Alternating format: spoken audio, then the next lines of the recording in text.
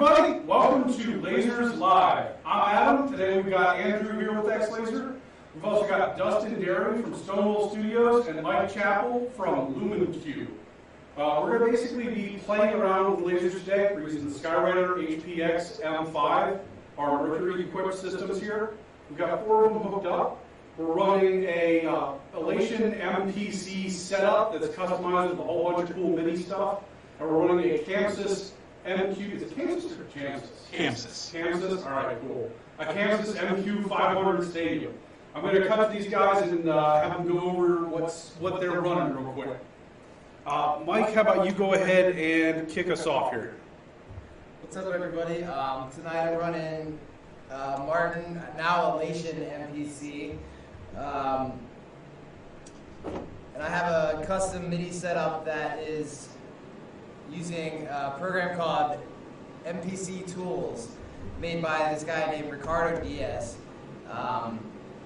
It's a really cool feature that allows you to set any function of the program or syntax or whatever you want or macro to any kind of MIDI controller that you can think of, and you can customize it with cool color coded everything, and it just gives you a lot of really cool options and functionality that is hard to come by with console. So as a lighting designer, what do you really like about the MPC platform? It's very easy to come in from like a non-lighting standpoint and have no concept of lighting and then understand it within the first day of messing around with it. It's pretty intuitive,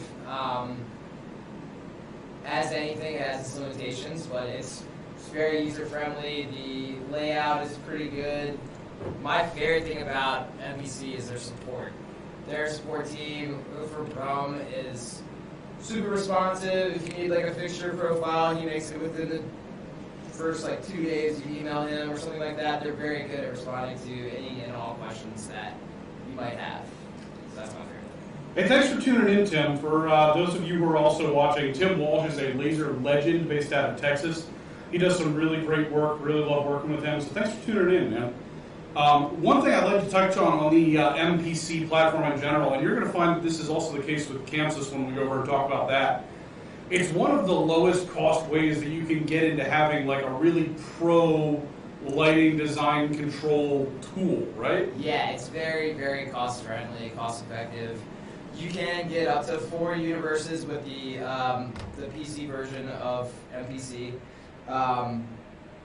You can use either NTech dongles, ArtNet dongles, the proprietary M-Duo 2-universe dongle that comes with that's for this.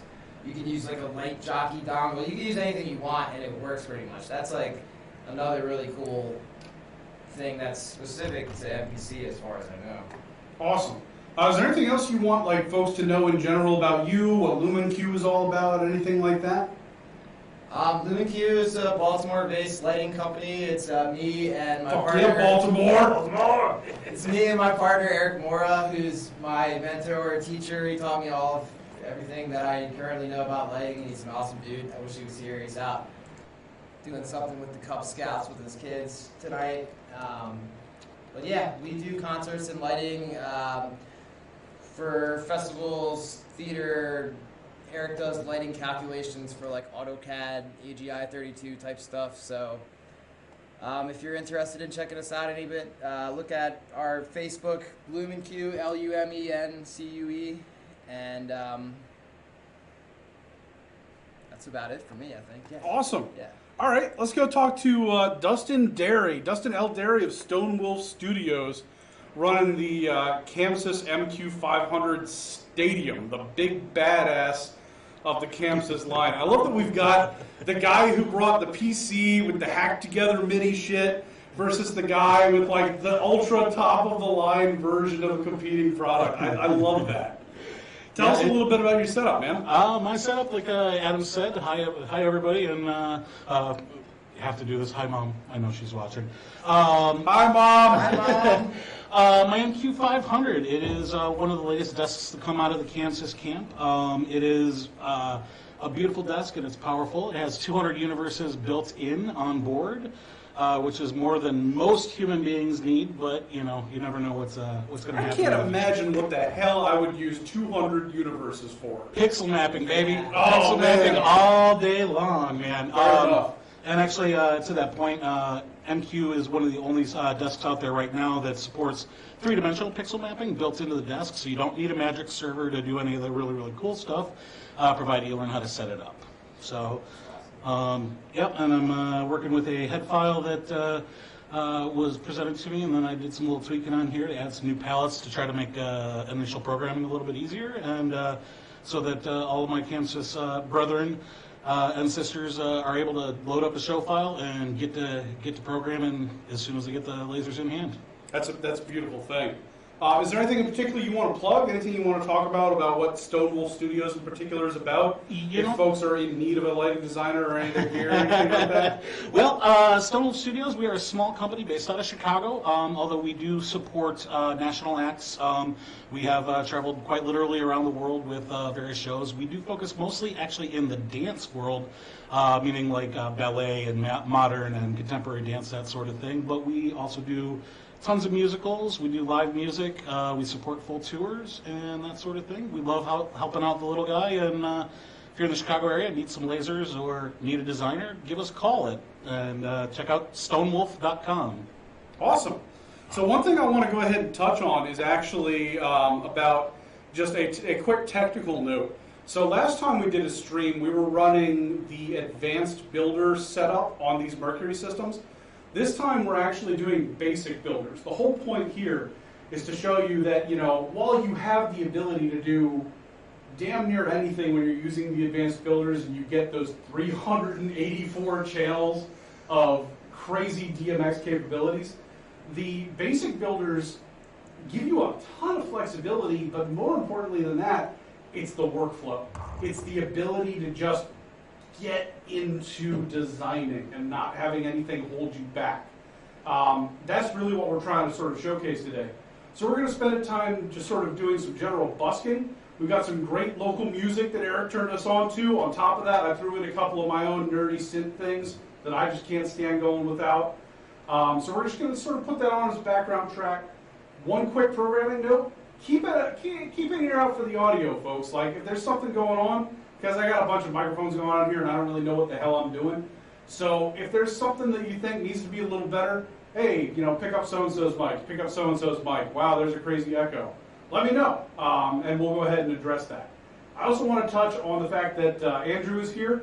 Andrew is our designer, our main lead product engineer, and he's the guy who came up with the Mercury system completely from scratch, which is truly a hell of an accomplishment. So with that, let me go ahead and turn on some music and let's get going. All right, who's taking it first? You're already up, man. You got control. All right, yeah, I'll rock out there.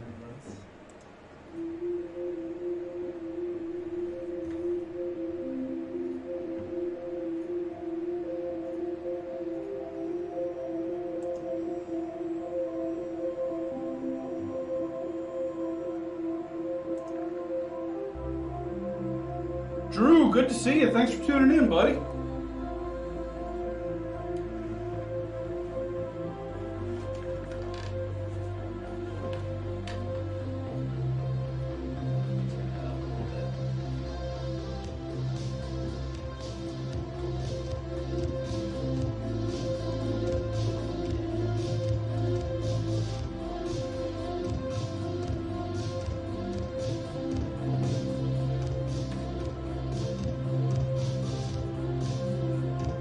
Thanks for that, Drew. We're happy to be doing it, man. Like, you and Max started this with us, and we cleaned it up a little bit so that we're a little less loopy this time around. But it's a hell of a lot of fun to put this on and just have people who are amazing at this kind of light, like people who are good at their jobs here.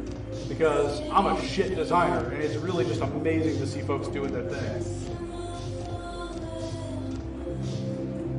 Jeff, thanks for tuning in, man. Good to see you.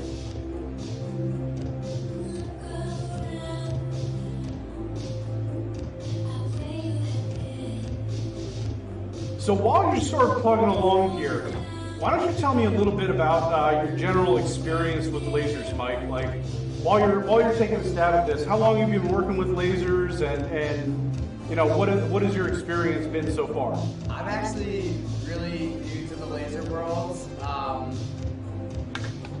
buddy of mine, Nate Tolles, recently bought a laser from you guys and had a show that he was playing at, but he wanted somebody to operate lasers, so he was like, why don't you learn how to use these, and it'll be good for everybody. And so I took that and I had a ball with it. It was like a bass nectar tribute show or something. Nice. At Soundstage. Oh yeah, that was awesome. Yeah, I love the pictures of that show, man. We had a 10 watt and we had a 10 watt and 2 2 watts, and it was great, and I fell in love with it. And then right after that, you guys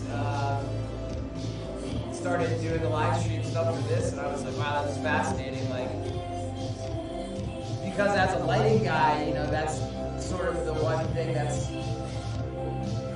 seems to be missing, is there's just that disconnect between programming.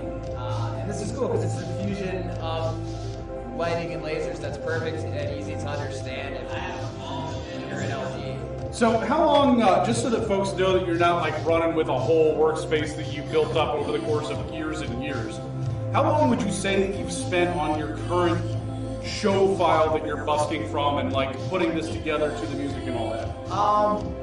I've been here like 2 or 3 times before this to come and set up some preset stuff, and you know, a lot of what I'm doing here is roughly based on something that I would use for a lighting show file. So it's sort of based on themes I use for normal lighting programming, just transferred over to these lasers. And what's cool is like this is the fact that you can have 4 builders and each fixture is a combination of having 4 layers per fixture and then also having 4 like instances of the same fixture. It's like a multi-instance fixture.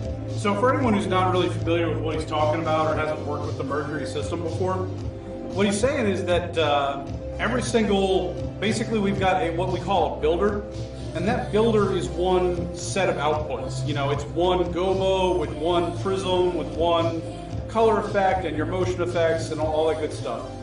You have the ability using Mercury, and I don't want to get this too heavy into a sales thing. This is really more about just hanging out and you guys seeing what all's going on. The big thing with Mercury is that you can layer those 4 builders on top of each other, either in basic or in advanced, and that allows you to do some really awesome movement and layering effects and that kind of thing.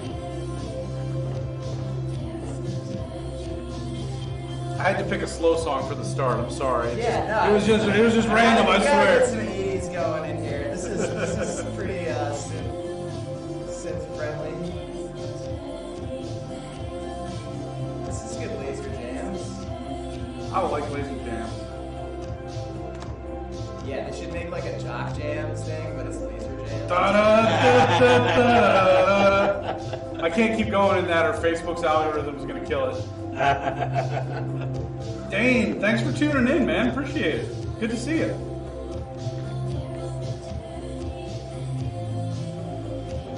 All right, we're coming up on the end of the song. You guys ready for a handoff? Yes. Yes, sir. All right, we're going to go over to Dustin here. So we've got this set up so that everything is running ArtNet here. And then all these guys are doing is basically disabling ArtNet out on one console and then picking it up on the other. So it allows us to have a couple different consoles here. I've actually got an Able Quartz set up in the corner here where we can just sort of jump from console to console to console. It's pretty cool.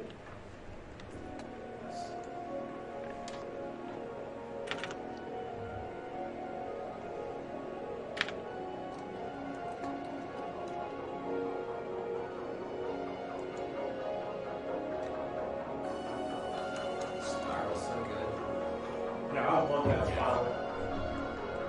And there are like 10 different spirals. Yeah, there's different sizes of I just spirals. started as like one curve, then the next, then the next, then the next. It's cool how like something so small like that, like adding another line around the spiral just makes it into a that other layer. I love it. How's the stream quality, folks? Let me know. So Dustin, how about you give the folks a little bit of a background on how long you've been working with lasers and like, not even necessarily just lasers, but your background as a lighting guy, and then what in your work as a lighting guy then caused you to intersect with lasers? Boy, that's a long and sordid history. I've been a professional lighting designer since 2003, working mostly with, like I said earlier, dance and theater. And was starting to search for new things, new ways to get my art out there, and try to bring new dynamics to a show. And a very dear friend of mine who runs a company called Midwest Event Solutions, named Patrick Raditz. Patrick is the man. Patrick is one of the best human beings to ever know on the planet. He will do everything he can to help somebody out, even if it's late at night on a Saturday night, and you go, dude, I need this right now. He'll find a way to make it happen.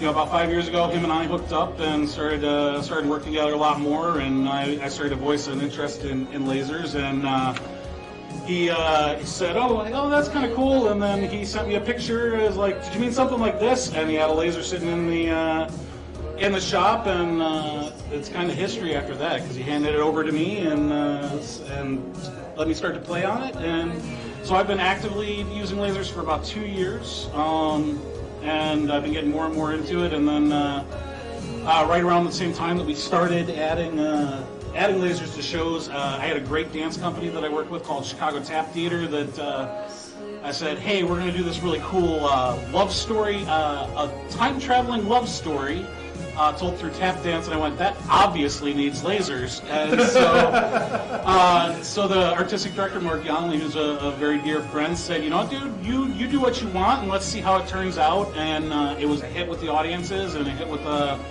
dance community. And so now I'm trying to find new ways to throw the lasers into what I'm doing, and trying to apply my craft here. That's awesome, man. We got a couple more laser legends have joined up. We got PJ. He's like the top laser graphics guy in the world. He does really amazing work. He was nice enough to put together a couple of the graphics that are in Mercury. He used Pangolin products for that. And speaking of Pangolin, we got Justin Perry here. Justin Perry is another legend of the industry. He's been in it just about as long as I have, but he's obviously ascended to a higher level because that man is kicking ass and taking names worldwide. So how about you just sort of walk us through what you've got going on over here, Dustin? Well, right now I came at this totally from a lighting designer's perspective, because Because that's who the hell you are? well, yeah, it's who the hell I am, and I was blown away by the Mercury interface, because I've literally been working with Mercury since yesterday. I drove in from Chicago, and Andrew gave me about 15 minutes of tutorial, and I felt bad because I was kind of flagging it away, saying, "Hey, all right, just let me play with it, man. Just let me get into it. Just let me dig into it." And then sat in the shop and started to rock some of the palettes out and started to do some abstract stuff, because I didn't know if this was going to be suitable for abstract work. And it's actually amazing, because they've given us all the pieces and all the tools to kind of work with, to do all sorts of fun stuff. And so now it's all of a sudden just seeing what we can do, where we can go with it, and there we go. And try not to be distracted by talking and playing with lasers all at the same time, because that's apparently a trick I'm not very good at yet. Well, again, it probably doesn't help that it randomly went to 2 slow songs right off the bat. Let me skip to something a little. Here we go. This is Sunday Vibes by Delta 9. There we go. Delta 9, local Maryland artist. I'm just going to keep quiet. I'm going to sit back and let Dustin do his thing. I want to watch this for a bit, then we'll switch over to Mike.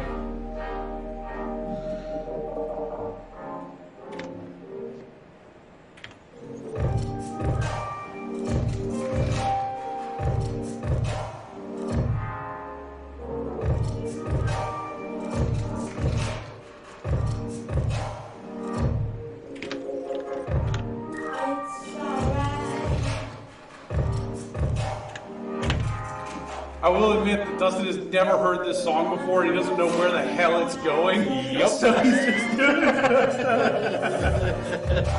Oh, thanks, Justin. Appreciate it, man. Let me know if you ever want us to do a FP4 focused stream up here. I'd be happy to do that.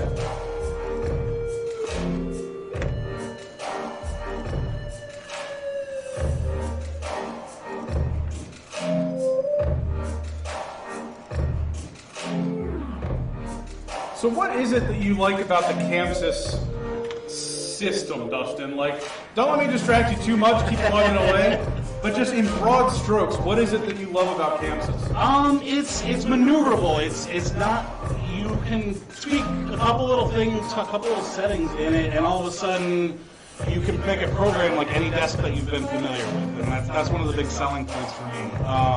Because I come from an ETC background. Like, I grew up on my first. People are loving the looks that you're putting up, by the way. Like, I see all those thumbs up and shit going by. Awesome. Yeah, so I come from that background, and it was sort of a pretty logical leap for me, and you know, the cost is definitely worthwhile too, because it packs a lot of firepower in a very not a lot of money. So, and they're very much like MPC, that if you have your own USB dongle, they'll give you a universe for free.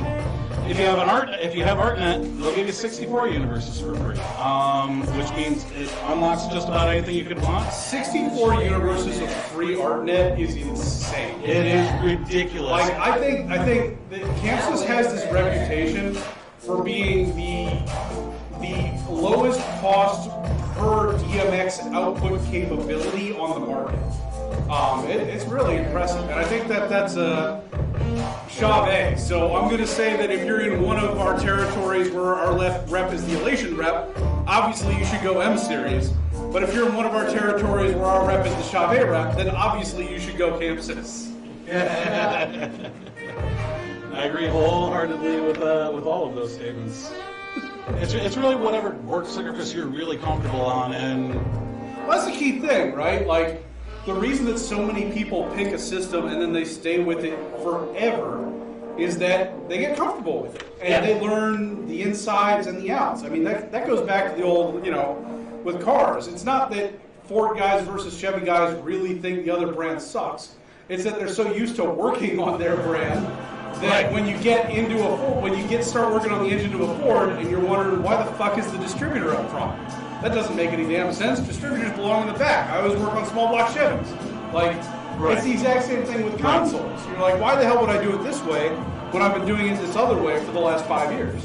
Right. Well, and that's how I always equate it to people is, I feel like I'm a musician at times. Like, Itzhak Perlman, if you hand him a $300 Casio violin, he's going to still make beautiful music with it. But if you give him his Stradivarius, that's where the real magic happens. And so it's all about having that magic for the performer or for the LD. Yeah. So this is a tune called "Live Now," but it's all like abbreviated. It's some form of acronym by Ez Jackson. Love is victorious in every day, no other way. That's what that's acronym for. I like it, man. It's a great song. It's really great. He's a great hip hop artist from Baltimore as well. These are all Baltimore artists. That's what I love about these live streams so far, is that this time we've got like legit local music, guys that you know, and we want to help push them. So you guys should really check these folks out on SoundCloud, on all that. We're putting up their links in the post. But last time we also had like one of the lighting designers was playing. We were playing music from the tour that he's about to. He's on now. I think they just started. Yeah. And it's really cool to get so connected with the music and the light, because that's what we're here about. You know those songs, like every little tiny piece of it, and are that much more prepared for the changes. I love that chase effect, man. Slay. Yeah. Like it's beautiful in its simplicity. That's an old Shakespeare thing, man. That's brevity is the soul of wit. Yeah. The simple effects that just pop like that. I love them.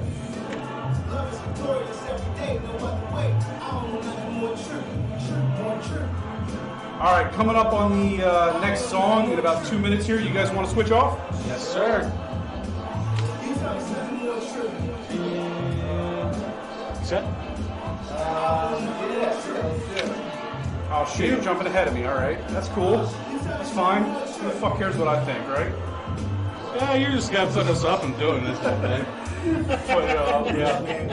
Yeah, I sure am generous letting you guys come in and show off my product in a way that I couldn't. That sure is nice of me.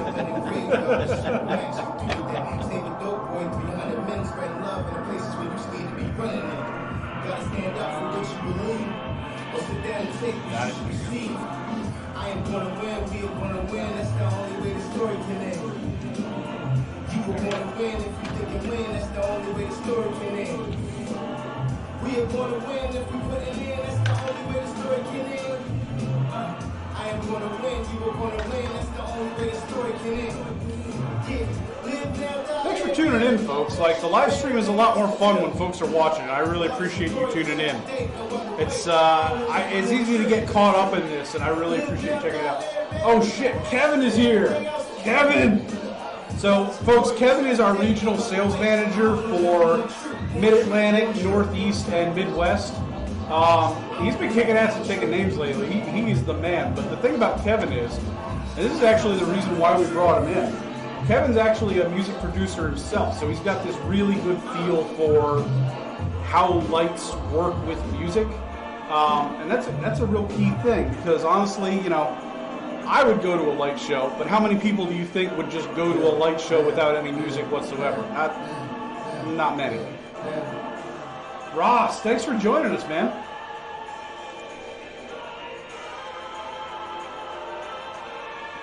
Yeah. I don't know what it is about lasers where you can just get such a crazy fluid look to it. Like, it's really nice to have slowly moving heads and all that. But when you get the wave effects through, like you just had there, it's just smooth, man. I love it. All right, Super Heady Spiritual Gangster by Suhan. Suhan. We've heard a couple tracks from this guy just while we were setting up the mics and everything. He is a little out there, and I love it.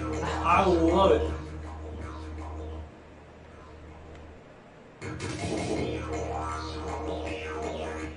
Fucking didgeridoo? Yeah. Hell yeah. I don't expect Baltimore musicians to be using a didgeridoo, but I like it.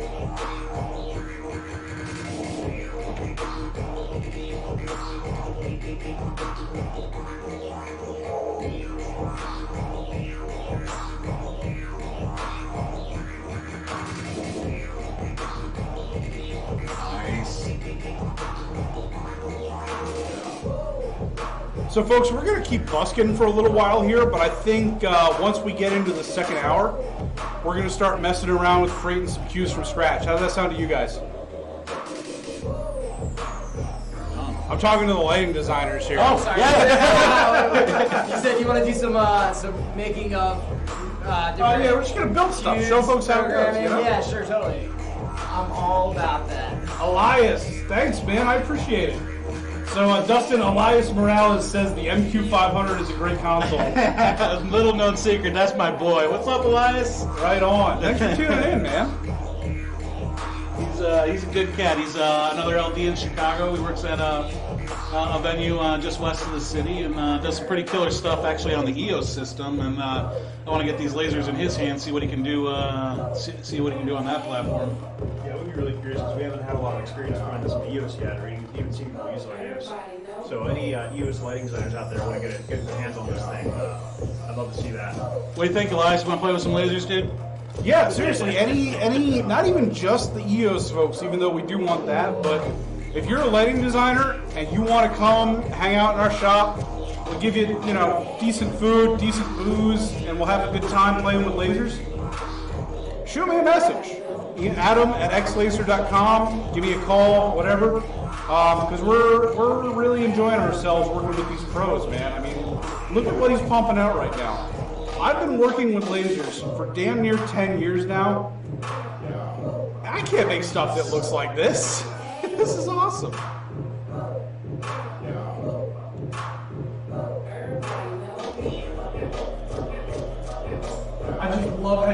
that chase time to it. See, that's one of the things that MPC can't do, is you cannot tap tempo in MPC. Oh, really? So this is a whole lot of like... Oh, wow, that's a couple killer, different man. Damn. indicators. I really, yeah, it's like a... All right, so I got a lot of reps that also rep Elation. Yeah. Yeah. So you guys, I would love to you know, the Dustin Pesnell, all you folks out there, Healy Group, Pro Media, get on Elation about this, man. Make them add that tap tempo from a buddy. That is one of the, like, I know a lot of folks were a little concerned about how things were going with Martin for a while there, but one of the nice things about MTC at least getting picked up, or sorry, the M series getting picked up, is that, you know, Elation's been really heavy on development in the last couple of years and really picking things up. It'll be real exciting to see where they take that platform. Elation's really been exciting in all sorts of ways the past couple of years, especially the past 6 months or so. I've been seeing some amazing things come out of there. Yeah. Some tools that I definitely are now part of my permanent arsenal. Nice. All right, this is Suhan again with a song that I can't fucking pronounce. Yeah. What the hell? Oh, thanks, Tim. I appreciate it, man. We spend a lot of time on our camera setup here to make sure that the lasers come through as best we can. Like, live stream quality for the time being is always going to be less than ideal, but you know, we do what we can. I really appreciate you saying that, man, because that's something that we put a good amount of effort into. Thank you. Tim, I would love to get you out here playing with one of these systems, man, because I want to see the crazy stuff that you can do. Oh, thanks, Ross.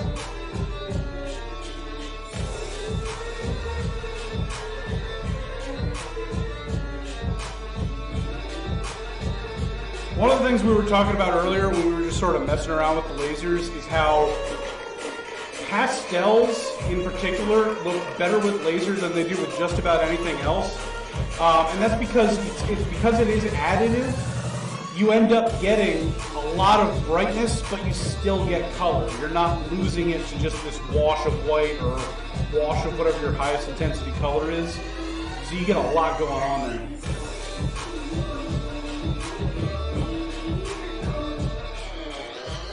So Dustin, Yeah. tell me how long you've been working with the Mercury system. Like, a lot of folks who are coming into this are going to think, okay, these guys have spent weeks building these show files. How long have you spent on your show file?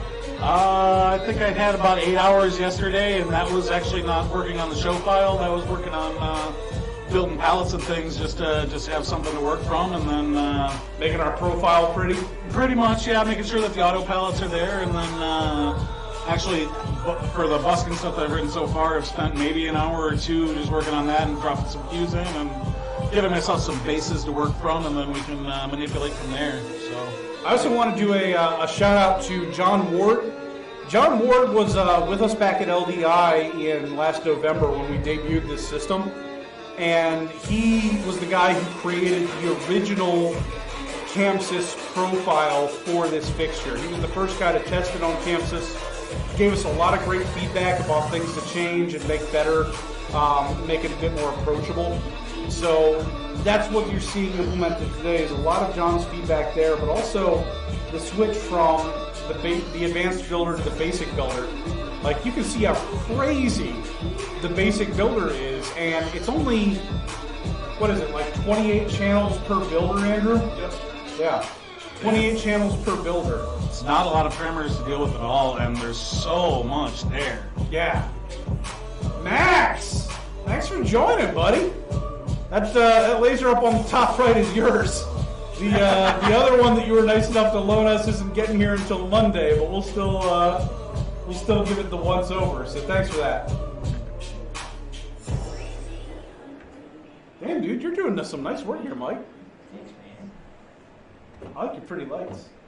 Not like pretty lights the act, but Yeah, I'm a little flash and trashy, but hey, man, if it's what pays but the it's bills. a fucking laser, so shouldn't It's a you? laser, you know? You do flash and trash, or you do smooth and fluid, it's your choice. Delta 9. Is it Delta 9 X McWavy or Delta 9 times McWavy or Delta 9 with McWavy? It's a collaboration by Delta 9 and McWavy. All right, cool. And McWavy is this really cool saxophone playing, producing. She's doing the vocals on this. She's just a super talented person that came to Baltimore a couple years ago. And I love her music and her vibe. She's a really cool person. And, That's awesome. And Chris Osberger is Delta 9. He's a Baltimore, Maryland staple in the electronic music scene. He's a killer producer. He's really ahead of his time with mostly everything he's doing. And I dig what he does. No, that's killer. I love having local music. Like, Yeah. it really helps. The Facebook overlay. The thing is, Baltimore is surprisingly such an amazingly cultural area. We have a rad music scene. Yeah, it's one of those things where a lot of people think, all right, Baltimore, it's the only city in the United States that has seen steady population decline since the 70s. Cool. But the reality is, and I lived up there for a little while, Baltimore's amazing.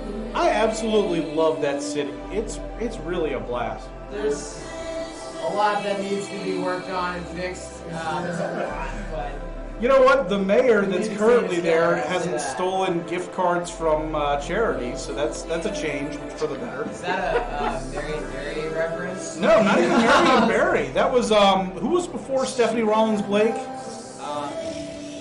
I don't know, but that her whole scandal was that she was stealing gift cards that were for charity. I'm sorry, I'm getting into Baltimore politics here. Yeah. If there's anything you need to know about Baltimore politics, just watch The Wire and know that that was a documentary of the early 2000s Baltimore. It's like a fucked It's up gotten thing better people since, do. but early 2000s it was a little rough. Whenever you go to another place, they're like, "Oh, you're from Baltimore?" Like The Wire. I had a buddy who came down from Philadelphia, and we're walking from the Inner Harbor to Fells Point. And he's like, whoa, what are you doing taking me through the rough neighborhoods? And I'm like, dude, this is the waterfront, buddy.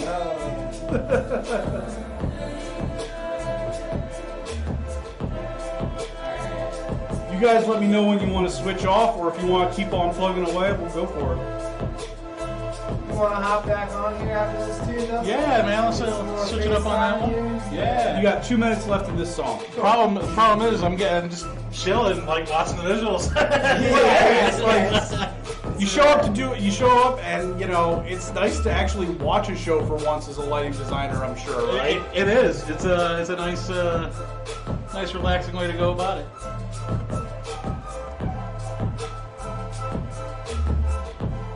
Yeah, for those of you on the stream, no joke, when this system first came out and we were still, working with it here in the shop, I spent 3 straight weekends where I should have been doing real work or seeing my family. I'm sure my wife probably wanted something from me at that point.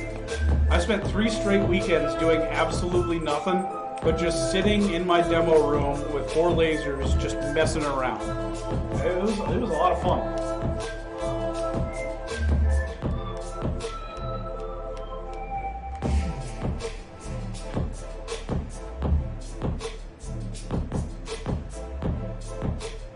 I love that movement and freeze. Yeah. That's really nicely implemented. That's actually just moving from one position to another with like a little bit of With a little bit of like a time. keyframe thing Yeah, between it. Yeah, and I think like, in reality, I accidentally am like fanning the fixtures in the wrong way for certain positions here. So you see how they rotate? Yeah. That's like unintentional. Like that That's really cool. wouldn't be what you wanted if it was a lighting fixture, but it kind of looks pretty. That's pretty awesome. Man. I mean, that's what art is happy accidents, right? It's just happy trees, happy lasers. As long as it's Yeah. giving you a look you want, we're good. Let's get into these these double color gradients. These are so cool how you can have so many different options here. Let's make them all full. All right. That's the end of the song. You want to hang on to it or you want to swap it over? Let's pop back over to Dustin over here. We are offline here. It should be me coming back then, huh? Yeah, I'm out. Nice. There we go. And again, I want to reiterate for the folks who are watching the stream, I'm going to go ahead and give him the disclaimer because he's too proud to do it. Dustin has no clue what music we're going to be playing. He has never heard any of this. Yeah,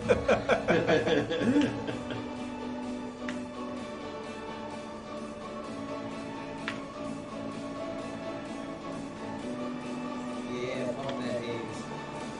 I love haze.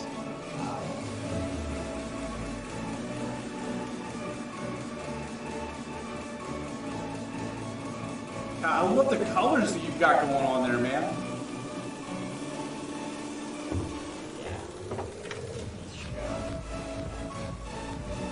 Yeah, there we go.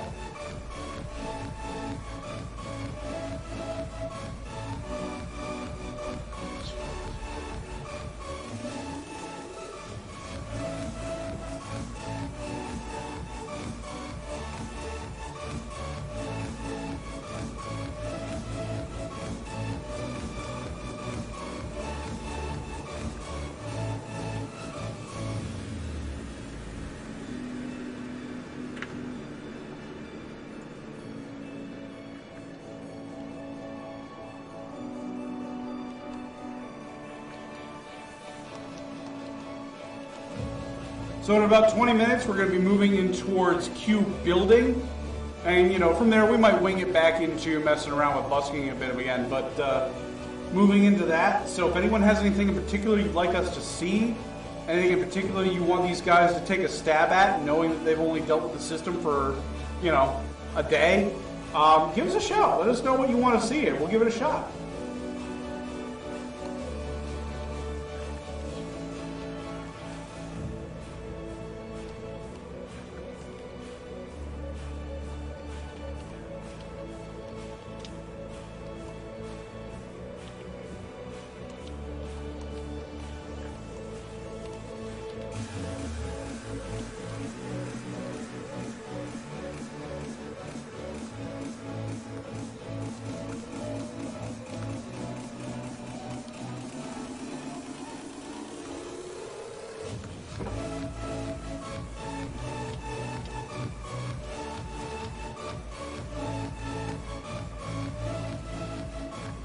So Mike, tell me a little bit about how long you've been a lighting designer, man. Like, how'd you get into this industry? So a couple years ago, Eric Borum, who's now my partner, was a musician friend of mine. We both played in like bands in the Bmore area, and work was like really slow in the winter. About 3 years ago, he was like, "Hey, you want to come replace light bulbs in this auditorium with me?" And I was like, "Nah." And he was like, "You should do this. It might be a good idea." And so I did it, and then while we were doing this, I looked at the program he was using, which at the time was MPC, and I was like, "What is that? That looks really cool." And he's like, "You want to learn?" And I said, "Yeah." And then that was the introduction to lighting for that, and I just got obsessed with it after that, and watched a million tutorials, and this venue, the 8x10, also in Baltimore. I love the 8x10. Yeah. That place is legendary, Yeah, man. I love that place. I've been going there. Dustin, is that the fucking test pattern? Yeah. Every lighting designer that we've brought in here has loved that quadrature test pattern. Oh, it's a cool little pattern, man. Sweet. I'm sorry, I didn't mean to cut you off, Mike. I just saw that. Yeah, the test pattern is actually by default great. But yeah, the 8x10, recently, around that same time, they had just like upgraded their lighting rig, and Eric did the install for it, and I would go there a lot of times and run the rig and learn on their rig like how to operate lights during different kinds of shows and stuff. And I mean, that's really the only way to do it, right, is to get into it? Yeah, I mean, you just have to do it and sit there and really get dig yourself into it. And yeah, I had a while with it, you know, now I do like more regional festival kind of stuff like that, and I work with that band Blitz a lot. We're going to be doing a lot of different festival stuff over the. Sorry, I'm kind of doing two No, things at the man. same time right now. Multitask, that's fine. But That's awesome, man. I'm Yeah. sure that Ross here in the stream is real pumped to see that you're here because he's running a Mercury 5-watt with MPC also. Oh yeah, man. He was actually the first guy that we know of that was running MPC, and we had some back and forth on that while we were cleaning up the profile, which you actually, all right, this is how fucking great this guy is. So I go into the MPC user group on Facebook, and I'm like, hey, I'm having some trouble with ArtNet, blah, blah, blah. And then Mike here says, oh yeah, I can come to your office this afternoon to take care of that for you guys. Yeah, I realized. You're I an awesome realized who it dude. You was. just came by to take care of it for us because I don't know how to run ArtNet basically. And I can't thank you enough for that, man. Like, that was a real cool move. I really appreciate that. Yeah, man, it was the beginning of a really, really great friendship and relationship with you guys. I'm thrilled with this Mercury system. This is so great, and I'd love to check it out on other consoles too to get some cross-pollination of how everything's laid out. And the Well, best maybe way we'll to have do you back this. next month with MA. I'm trying to do that. I would love to do that. Let's get that done, man. That sounds like that would be a ball. You gotta get some hog people in here too. I've got a hog dongle here actually. I've got the hog output that'll let us run it. I personally haven't learned hog yet. We need a hog guy. So shout out to all hog users. If you're out there. Tim, we will absolutely do a simple liquid sky. We're going to do that after we get past the busking part. So basically, right when around 9 o'clock hits, we're going to go ahead and do some basic liquid sky stuff to show you. And you are going to be floored about how simple it is to go ahead and just put together some basic liquid sky stuff. No, that's a great request. Thanks, Tim. Yes. I love that color chase you got going on there, man. Thanks, sir. If anybody knows ChamSys World, that's just a three palette color effect run across with a little bit of pan movement. Really that simple to do really fun looking stuff. Nice. Let me know when you guys want to swap it up again.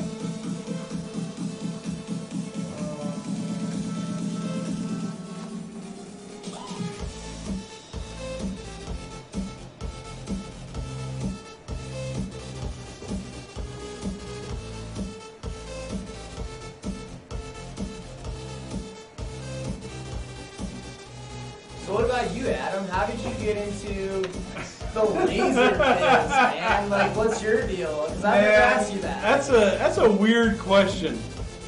A lot of folks don't know this, and I don't know how many folks even want to know this. All right. Let me start way back at the beginning because it's a little bit of a roundabout thing. I started right out of high school. I didn't actually go to college, and a lot of people think that I did that whole thing, but honestly, I didn't. Like, I'm a community college dropout, which yeah, man, that's the way to go. You gonna take over, Mike? Yeah, sure. All right, yeah, we're switching over to Mike here. So, I came straight out of high school knowing that I loved theater. I really did. And Got you. What was that? what's going on there? We have an ArtNet handoff or something like that, or somebody Yeah, reset their master? No, I never. Never adjusted that.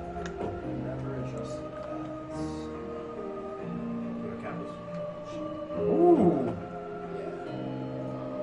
So that right there is an example of why you physically mask your projectors, which we didn't do this time because it's a closed set and all that. But we'll absolutely make sure we do next time. I think we changed something in the console here. Yeah, I got you. Yeah, let's give it a second. Yeah, I got you. I'm showing conflict. Oh yeah, are we having a weird thing because of our ArtNet? Yes. Yep. Yeah, sorry about that, folks. It's because we're trying to do a ridiculous ArtNet setup, which, you know, that's cool. It keeps some sort of visuals going. All right, so I started as a carpenter and a welder at Center Stage in Baltimore, and that was where I learned to actually be a productive human being by Dave Blackowitz and Tom Rupp and the great folks up there. From that, I then saw that there was no money in theater at that time at what I was doing. Got out of it, started doing fire alarms. I started doing CAD, then fire alarm systems engineering. And then from that, I've always been a bit of a workaholic, liked having part-time jobs. found this Craigslist listing for part-time laser quality control technician, which was a little weird. I tried it out, liked it. The company was going places. I could tell that from the early stage. Started to get into it. Decided to go full-time 2016. Previous owner decided to move on to other endeavors, and I took over. So that's my side of it. Are we good, guys, or do we have to do some rezoning? I'm double checking on some stuff real quick. All right, cool. That's fine. I'm just trying to figure out why that would need to be happening, because that's parked at that setting. Never otherwise. Fair enough. And then, yeah, I mean,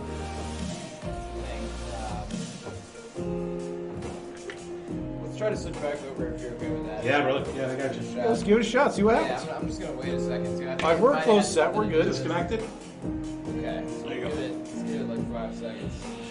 Okay. That looks like it's the right stuff.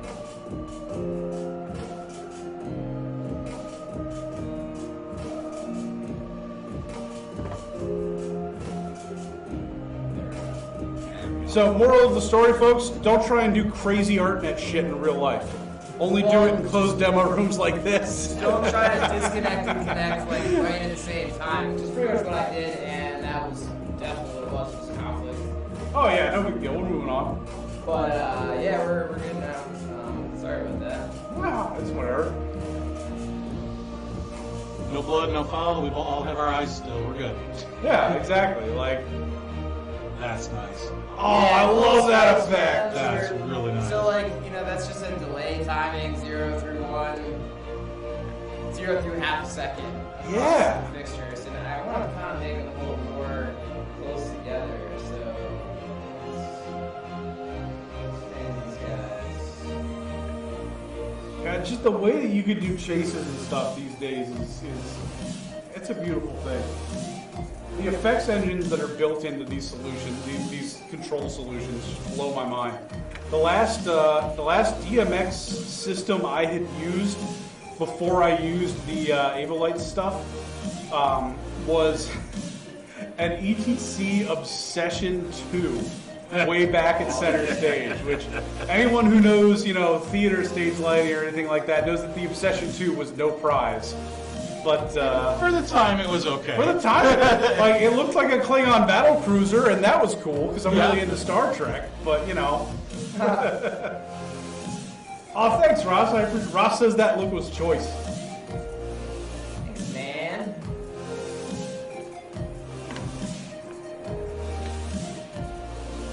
That's absolutely the case, Tim. They're doing just a little color offset, or actually, I think it's a dimmer chase now, isn't it? Yeah, this is just like a little twinkle dimmer chase, stepping through the fixtures. But yeah, we got tons of shades of blue because we got 24-bit color rolling on these things. You get some really nice colors out of these units with this control system.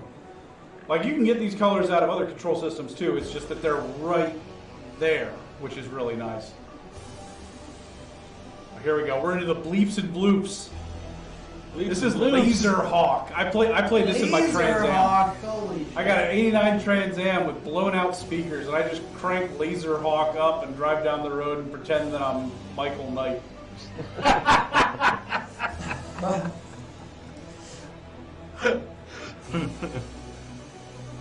like the split gradient you got there. Oh yeah, man, this is. Oh, this is track into a this demo is show. like Max choice. if you're into synth music, Laser Hawk is pretty hardcore, man. This whole album called Redline. Oh yeah. I love this album, man, but it's one of those where when I'm on the motorcycle, I've got some tracks and some albums that I have to completely make sure are not on the playlist. So you just drive like. It's like this. It's the Daft Punk second Tron soundtrack. Yeah. Shit gets dangerous. Yeah. Because I'm just riding around and I think I can conquer the world, and I just want to keep going. That's awesome, man. That's cool that you ride motorcycles, man. That's always something that scared the shit out of me. It should scare the shit out of you. It's really dangerous. Like, you know. Well, I mean, That's part of it. yeah, it's super fun. It is super fun. Like, there's something somewhat satisfying about the smells of an area that when you ride through it versus when you drive through it. It's weird. So you take a bird to the chest. That sucks. A bird to the chest? Yeah, taking a bird to the chest is one of the least pleasant experiences you can have on a motorcycle that involves still staying Dude, upright. that's happened to you? Yeah, once. Oh, Once I got like I don't even know what kind of bird it was. It was something like small pigeon or something. But I was riding along and it was trying to fly out of the way and I missed it and I just right to the chest. you just like I cracked the just bird. thump and I was Did the bird purple live? for like a week. Did the bird live or did Oh you God, no! took him out? It did not. It Took did him not out? survive. Oh man. Yeah, I love that red yellow. Yeah, that's a slick combo.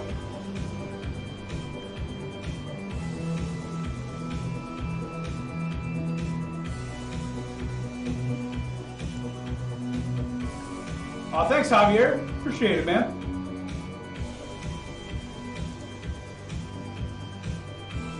All right, we're coming up on wanting to start getting into building some cues Yeah. in the next few minutes here. Is there anything else you guys want to show from the busking? We might go back to that. I don't know.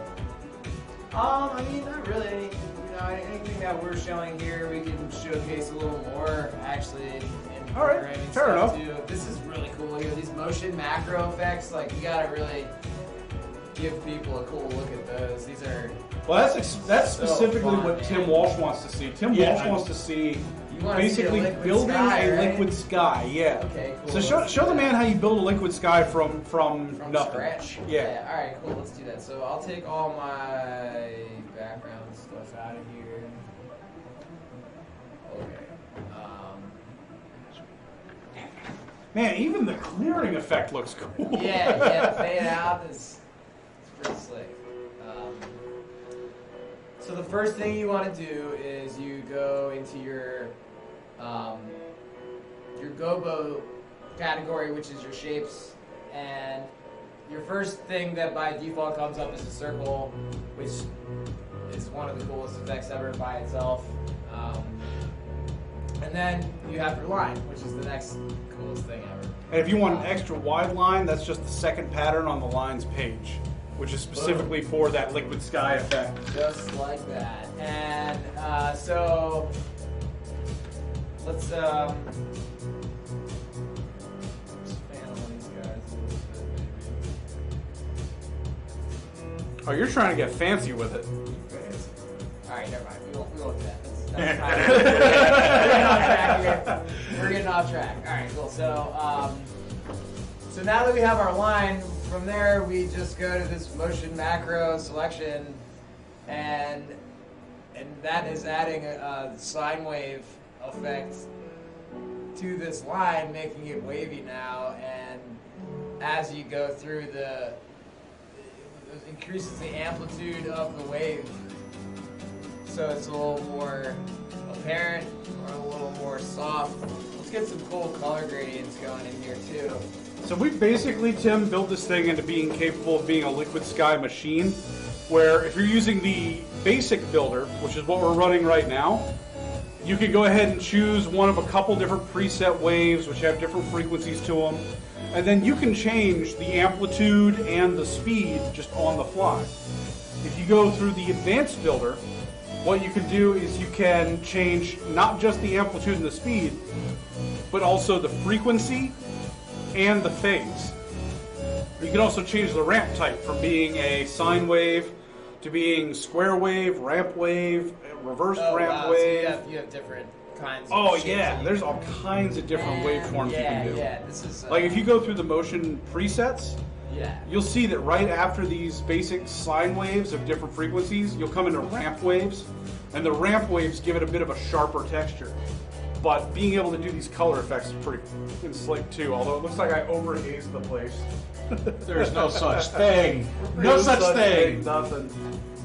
Oh, hey, thanks for joining us, Cecilia. Appreciate you tuning in.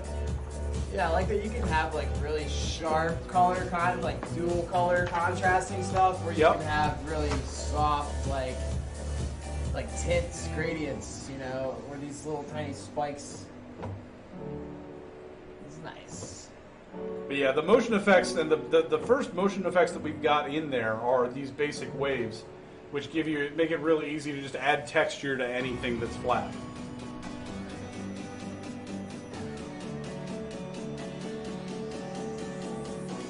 Nice one. Oh, is that a radial color grading? Yeah, looks like it. Yeah. I love that color combo.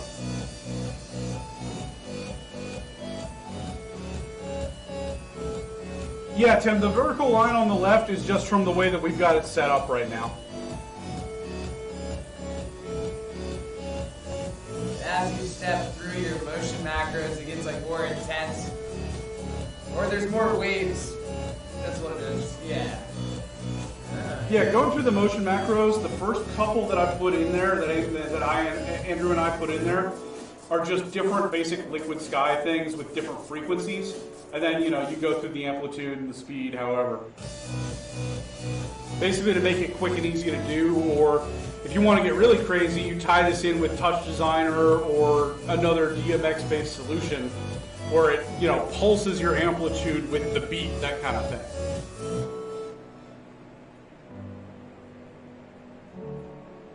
Oh, this is cool. It's kind of like a... What do you call this? That? Yeah. I think that's just a slow ramp wave, isn't it? Was that a square wave? That doesn't look like a square wave to me. That's a ramp wave, yeah. Oh yeah, people are loving the liquid sky motion effects and all that you're going through. Yeah, man, these are intense right here. These are actual like full pan tilt movement. Oh yeah, that's what's the ones that are built in there. Yeah, man, these are cool. In the advanced builder, I assume it's a little easier to manipulate these. Oh yeah, because then you can change their size and everything like that. Cool. That's good to know. Whoa, that's nice. I like that. It's a quick way to get some, movement, but honestly, the console tools are better at a lot of the movement. But quick stuff like this, I mean. Yeah, I mean. And it's slightly different than like what you would do in a lighting desk. Like, I mean, you can achieve the same effect in a similar way, but this looks freaking awesome. This is great. Yeah, that effect right there, Andrews, I think it's actually a radial sine wave. But we're looking at our radial sine right now. We're looking at, the flat line. I don't know what the hell's going on there, but I like it. Well, I'm changing the speed. Oh, okay. This is cool, man. This is the step right after that. After this one here, it's the next one over. So it's kind of like a, what do they call that, pulse width? Yeah. Wow. So, Abibne Aurora, I apologize if I butchered your name, wants to see some effects that would go well with dubstep or trance. Yeah, bro. Like, basically, you've got a laser. You're there. They already work on this is like by design. Let's do one from you, and then we'll switch over to Dustin for a bit. This is pretty, this is That's pretty wicked. pretty dubsteppy right here, bro. Yeah.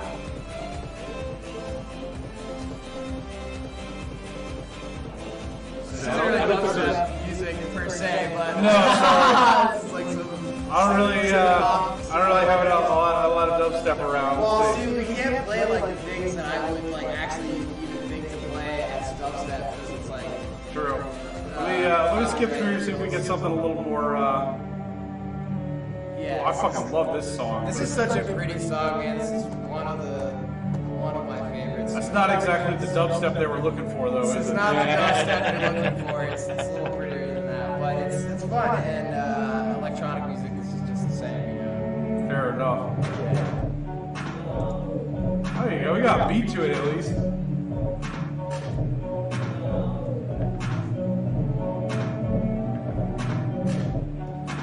I just love how you're cycling so many things through so many different projectors. Like that's what's key to me.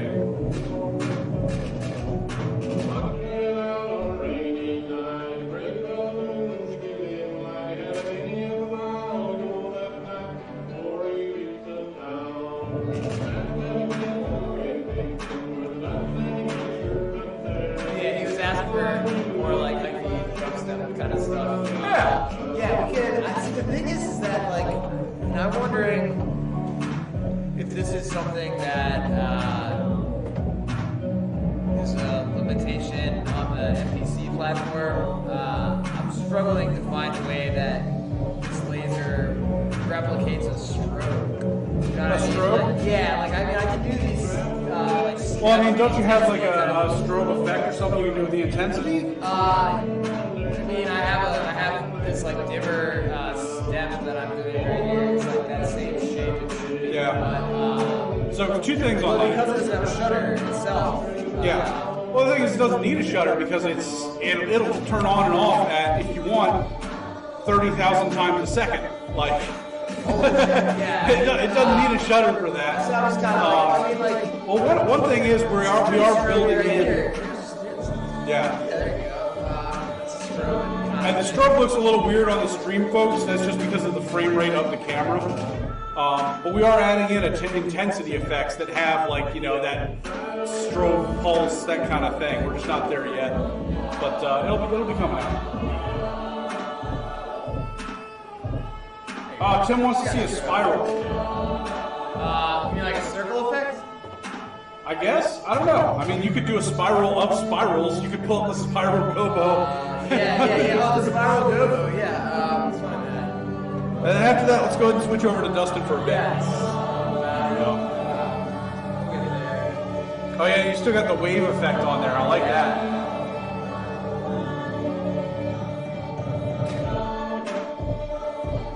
Nathan, thank you. I appreciate that, man. Can you be a little more specific about how the audio is terrible? Is it microphone quality? Is it that you don't like the song? Is the music too loud versus our voices? Be specific and we'll get it done, man. Is it clipping? I don't know. I can only do so much with terrible. Okay, lots of echo and reverb. That is helpful. Thanks, man. I'm going to go ahead and... There we go. Let me know if that helps with our echo issue.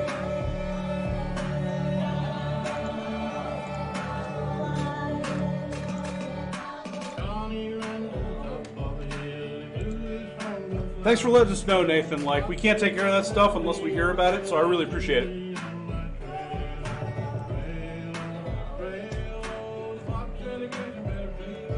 Yeah, a bunch of spirals doing spirals. Yeah, I mean, we're spiraling. Oh, I love that with the fans of beams. Yeah. That's slick. Mark Skura says, bring back mirrors. Beam bounce sculptures. I mean, we've got bounce mirrors, man, like, and they're cool. It's just, do you really want to take the time that it takes to align all those turrets? Because it's a real pain in the ass. Or do you want to just set positions in your DMX software, which makes it nice and quick? Awesome. Thank you, Nathan. I appreciate it, man. Tim, thanks for saying that. I appreciate it. All right, slick. Let's change it over to Dustin for a bit. For sure. Let the man play. Let the player play. Play up. Play up. Okay, player. We'll give it about 5, 4, 3, 2, 1. Go for it. Abipne, you're right, man. It is a cool job. I absolutely. Oh wow, I definitely set up the camera right so you can see my bald spot, which is most of my head. That was the right move. We burned it off earlier.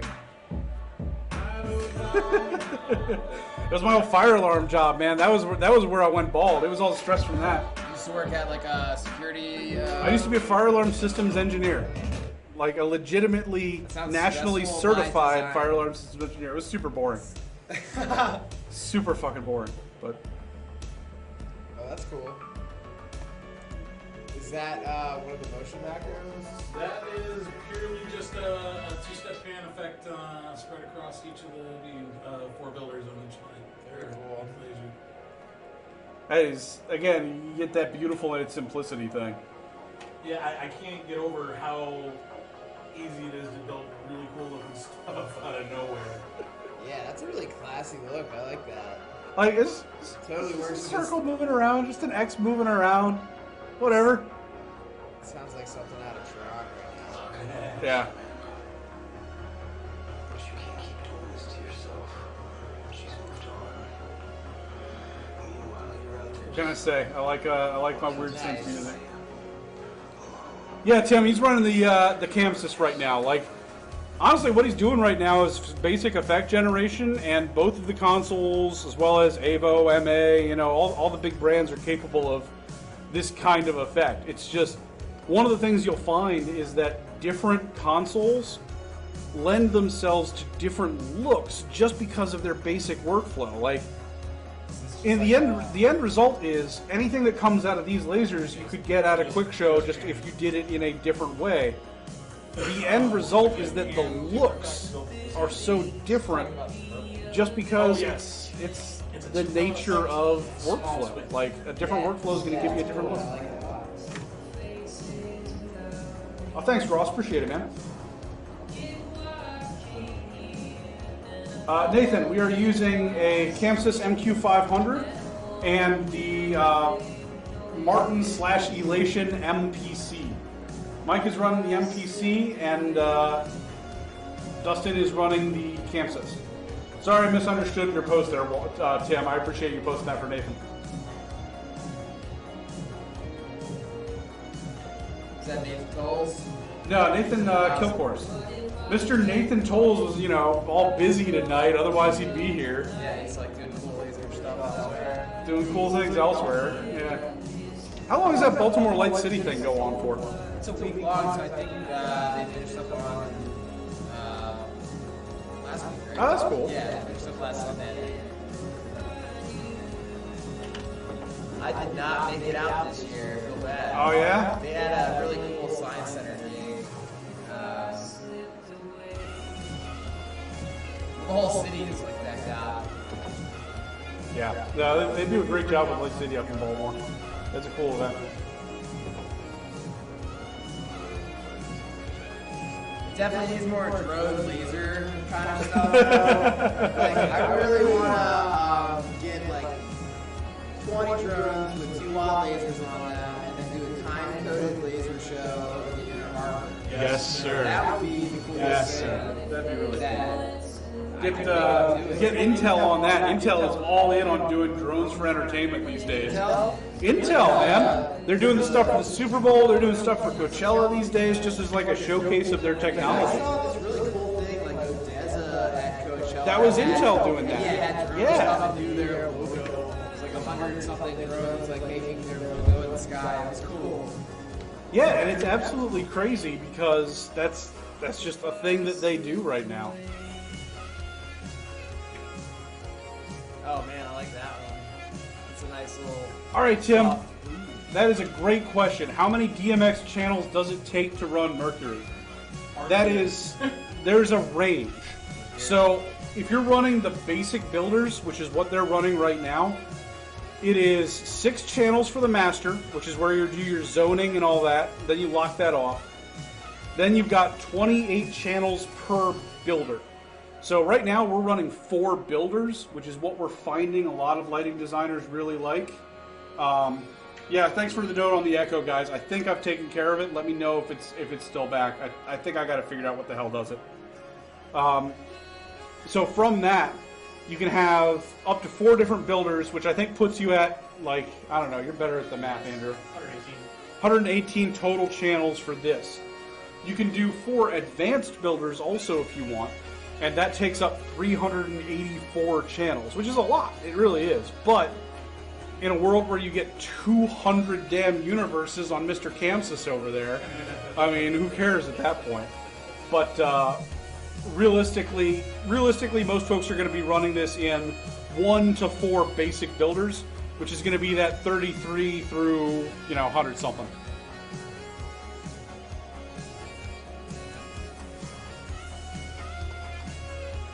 That was one of the things that really surprised me, Tim, was that when we were first designing the system, we went to some lighting designers and said, all right, how many channels is too many channels?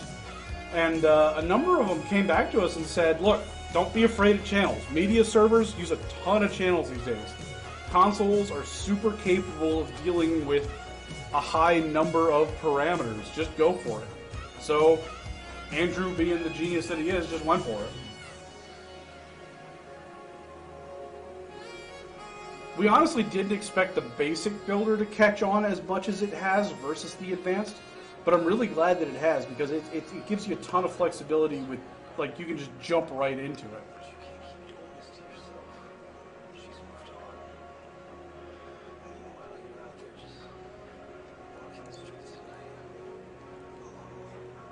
Man, I forgot to post the live stream. Yeah. No. What was I thinking there? Let's do that now.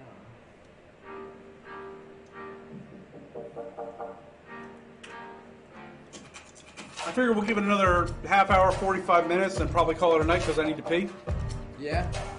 Sounds about right. Oh, we're doing the seamless stream. The streamless stream. The streamless stream. There you go. In retrospect, I probably shouldn't have grabbed a soda and a whiskey and a quart of water. The water was. That was my mistake? Yeah. The water? Yeah. I don't think so, man. It's not water in You can have yourself on that one. Yeah. So Dustin, tell us a little bit about how you got into this world, man. This world, you know, Lighting in general. lighting in general, well, I started off as an actor once upon a time. In fact, That explains your projection. Oh, yeah, well, to the point I actually went to college on acting and vocal scholarship, and got it in my head in the middle of my freshman year that I wasn't good enough to do it professionally, so I said, hey, I kind of want to check out this lighting thing, and my mentor at the time said, great, I'm going to teach you everything I know, and after that he said, go forth, make light, and that's kind of what I've been doing ever since. I haven't really looked back, man. It's, and I got no, I don't feel bad about it in any way, shape, or form. That's a beautiful thing. It's, you know, it was really, really tough the first 5 or 6 years, and after that, it was like, okay, let's start to make some money and started to have a little bit of fun at what I was doing, and it got more interesting from there. That's really the rough spot every time, though, isn't it? Is just building up those relationships over time. Yeah. And building up the skill set over time. And then there comes a point where it all becomes, and this is not just lighting, this is anything, where it all just becomes self-sustaining. Right. Because you've got those relationships and because you've got that talent pool that you've built up.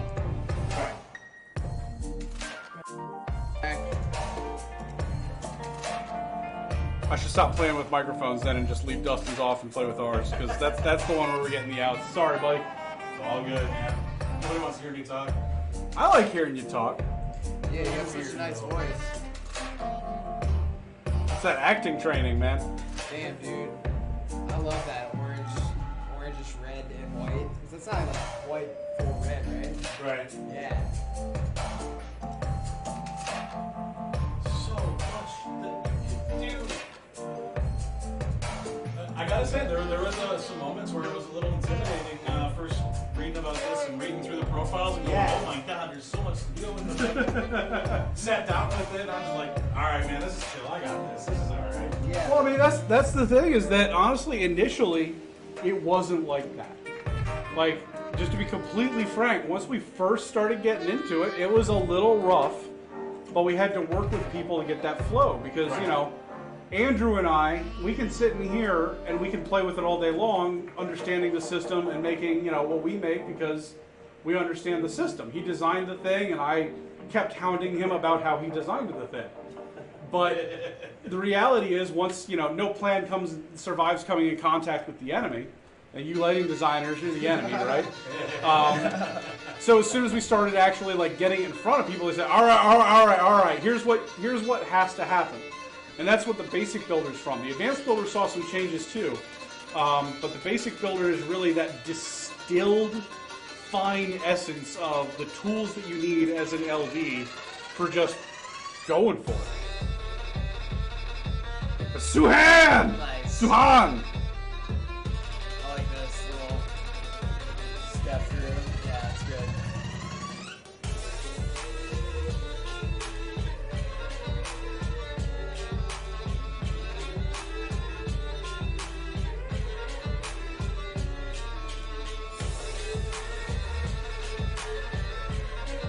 That is a beautiful look. Like, I know it's simple, but damn, is it a good look. Dude, white is sometimes like the easiest to cut through. It's usually the easiest to cut through with lasers, I feel like. It's real crisp and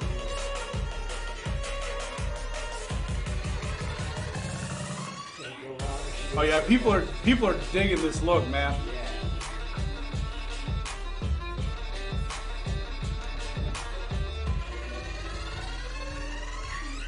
Oh.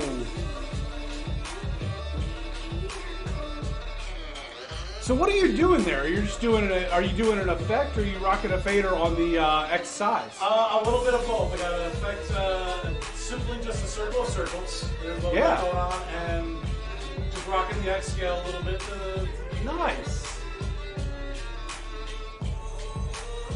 what else we can come up with. This is actually one of my favorite gobos, is the 120-degree angles. Oh, that's my favorite Oh, too, yeah, man. I love taking that one and putting a radial color effect on it, because then it just like blooms out from the center into something else. I don't know how well it's going to work at this scale and all that, but Something like that. America.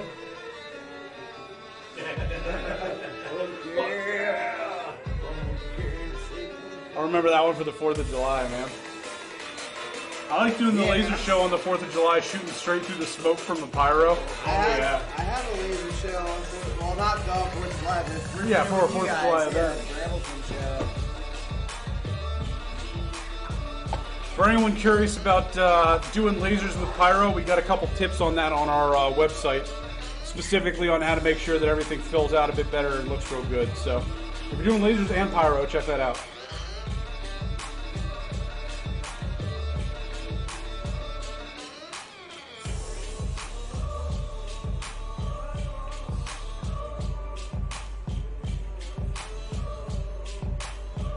And if anyone has anything particular they want us to see and try and build, then great. Go ahead and just say it in the comments. Otherwise, we're just going to keep playing around.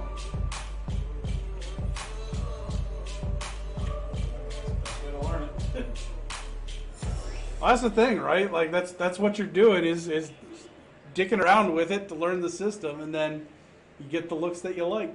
Yeah, you gotta hit all the buttons. Super heady spiritual gangster. This guy is great at naming songs. He's a goofball. I gotta see if we can like put together a playlist for folks of what we were running today, Yeah, we can so do they can that. check it out later. We can do that for sure.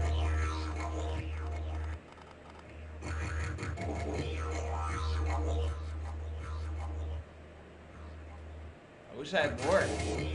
Next time Yeah. when you're running that MA over here. Yeah, bud.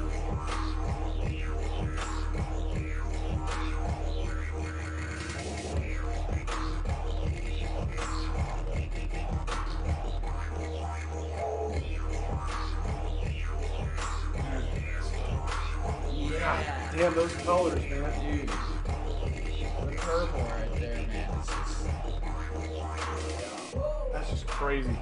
So how are you doing that color effect? That's your rainbow palette? That's your, yeah, I have a yellow paladin and then the vertical rainbow color effect on top of that. So it's basically, I guess it's basing off my one color and moving around it, and then the move itself, effect itself is just a little pan move and adding a limiter to it to get a little bit of dim chasing. I always like looking at what comes out and trying to figure out what the hell gobo it started as. Is this a line or? This is what's called light mess. Yep, that sounds about right. Yeah, it's just a couple of squiggles on top of each other. Yours Yeah. have names attached to them? Yeah, that's what I've been doing for the past day, is actually Oh, you labeled Building it. that in there, Yeah, yeah. I labeled my shit similar, like puddle or like. well, no, fly, it's or- took their actual their list. But Oh yeah, going through my ridiculous list. Your last okay, couple so pages you've there are been, the you've been gobos. actually labeling them as they are actually. Yes. Oh, So okay. there's a So there's one called Mess. Yep. Tight. Oh yeah, there's a bunch of stuff there. There's Adam Can't Draw. Yeah, we gotta pull that one up. There's Remulac for any of our Conehead friends. Ooh, there we go. Feeling pretty wavy. Feeling pretty wavy. Fat swirl, bro. I got, I'll admit it, after like 300, I started to get a little creative with the gobo names. Yeah, it gets like real. Well, part of it is that I want people to like look at that listing in the manual and wonder what the hell it is, and pull it up just to see what the hell it is. Like, I'm pretty sure I know what pickup sticks is, but that's funny. Yeah.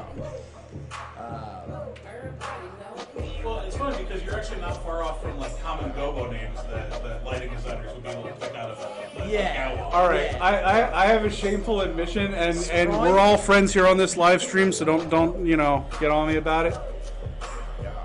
There was a point where I just went to Roscoe's website and I looked at their gobos and I was like, all right, what would look awesome as laser? And I just started going through and going, yep, that'll look cool as a laser. Yep, that'll look cool as a laser.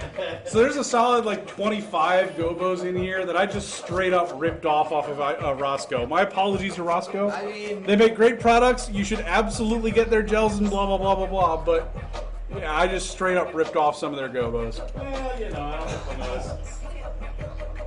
I'm pretty sure the industry giant that is Roscoe is going to do all right with me putting some of their gobos in laser.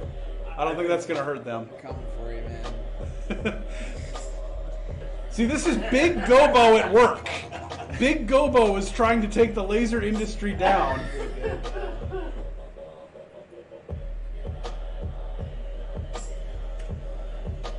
Now I just like to imagine, it's Roscoe and Apollo and all those glass gobo folks meeting in a big office saying, what the hell are we going to do about this laser problem? Gobo Gate.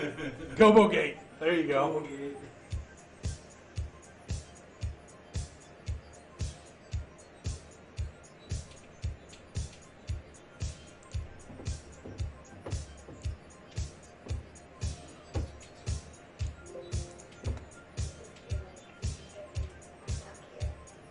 That's exactly it, right? Great, finest form of flattery. I had a theater teacher back in high school, Nathan Rosen. Great dude, really smart guy. Taught me a hell of a lot. One of the key things that he taught me is that good artists borrow, great artists steal outright. Goddamn so that's right. Goddamn right. Oh, there you go. Elias just said that. Good call, Elias. Yeah, right there in the stream. It's one of my favorite lines, and I'll always remember it because it's true. Like, you take bits and pieces of it, and if you're not taking bits and pieces of other people's work and trying to improve upon it, then what are you trying to do to improve upon yourself? Fair point.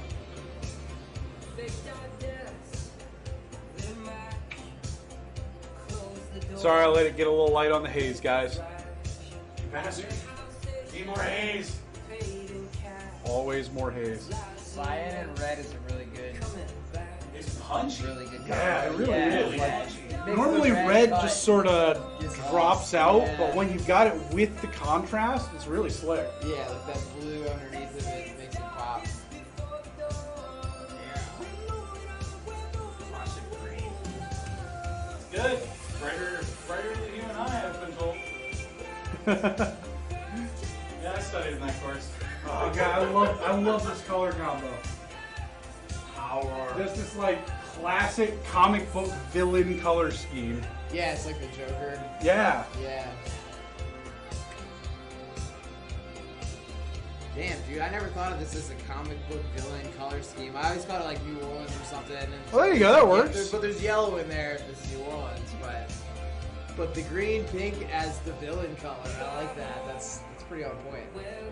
Ross, we're using a haze-based base hazer. That's water-based, right, guys? It is. Yeah. Absolutely. Yeah, it's water-based, and it's got great hang time.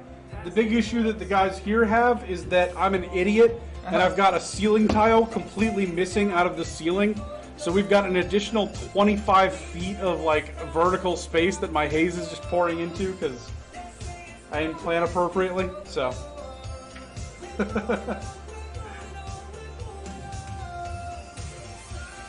feel like that haze is actually like a little bit. Yeah, it was inspired. I was like, oh yeah, let's get that blue orange going on. Get that A little too much, a little too It's a little. little washed out on the stream. The stream is always a little washed out on this monitor. The monitor's brightness is a little different than over here. Yeah, Here's what the actual like Oh, footage is wow. looking like right now. See, That's what it should be. Yeah, I'm So, recording. I was For looking anyone at who's that watching like- the stream wondering, hey, are we going to put this back out later? I'm recording it in high def at the same time, so we are going to post it later in a higher quality. And then you'll see, you know, when I forgot the haze and versus when it looks good. 42 comments. God damn, man, that color chase is Yeah. fucking crazy. I love what you've got going on there.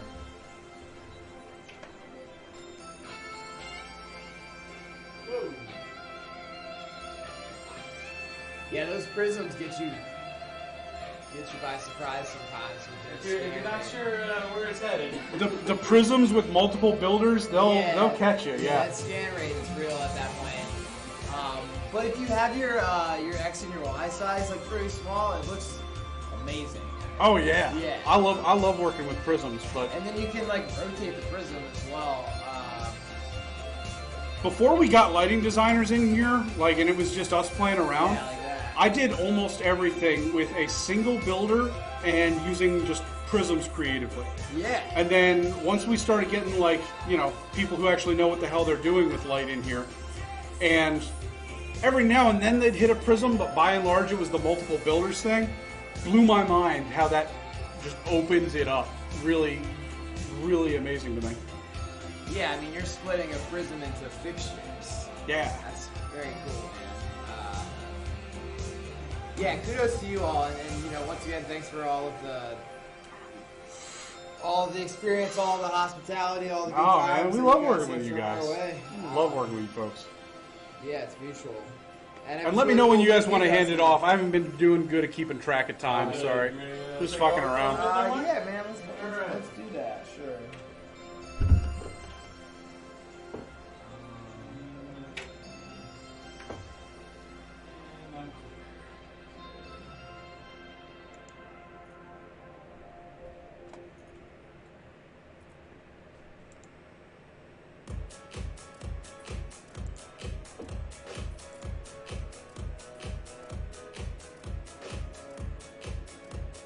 Might be even worth noting the theatrical lighting designers that have never really considered lasers. This is a really good way to get lasers into shows. If you want to do something really, really different and really, really impactful, this is a quick way to do it because it functions just like any moving light that you have ever worked with in your entire life. It just happens to be a bunch of really pretty beams that come out of it instead of just, you know, one. That's a beautiful thing.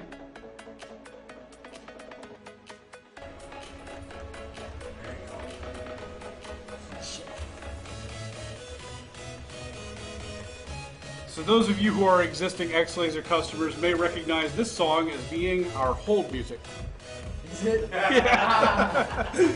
One of the songs, yeah. This is my jam, right here. We've got like this hold music cue that I wanted to test and see if I could upload music to it. So it's a whole bunch of classical songs, and then this is just dropped in the middle. I haven't gone back and fixed it yet.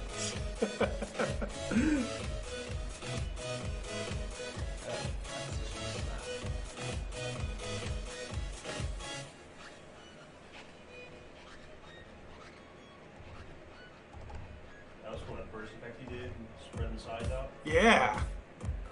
Spreading the side ones out? When you spread the sides out, so you Oh, yeah. from a tight cluster of beams to that big cluster of beams. Yeah. Yeah, and just like, it's just kind of like the same as you can do with Beyond and everything else. You just like have that size of your X and the size of your Y on a fader, and that way it Yeah, really just gives tying you a those lot. together, And doing then- fun stuff with Yeah, that. and you get your rotation in there too. Yeah, that's really slick.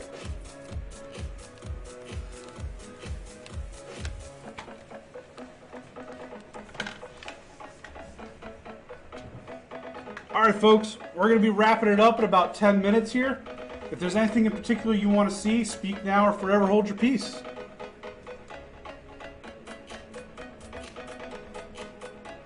Oh, man. Oh, this one is so cool. This like sort of like Wi-Fi. That's signal, exactly what it yeah. is. It's called Yeah, Wi-Fi because yeah. I ripped it off. I was looking at the clock. I stole it from Wi-Fi. Yeah, man. Copyright infringement. You'll see that there's also like the classic hi-fi stereo symbol in there. Oh, yeah, yeah, That comes yeah. out from each side. You get the biohazard sign in that Yep. next content. I had too much fun building building gobos for this. Like it was a fun project.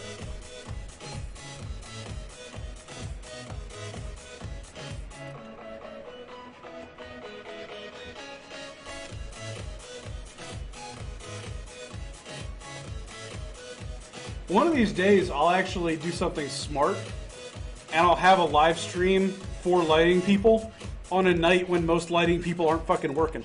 I don't know why I'm thinking, 8 p.m. Saturday night. Clearly, lighting guys have nothing going on then. Oh, thanks, Tim. Tim says it's looking great. Thanks, buddy.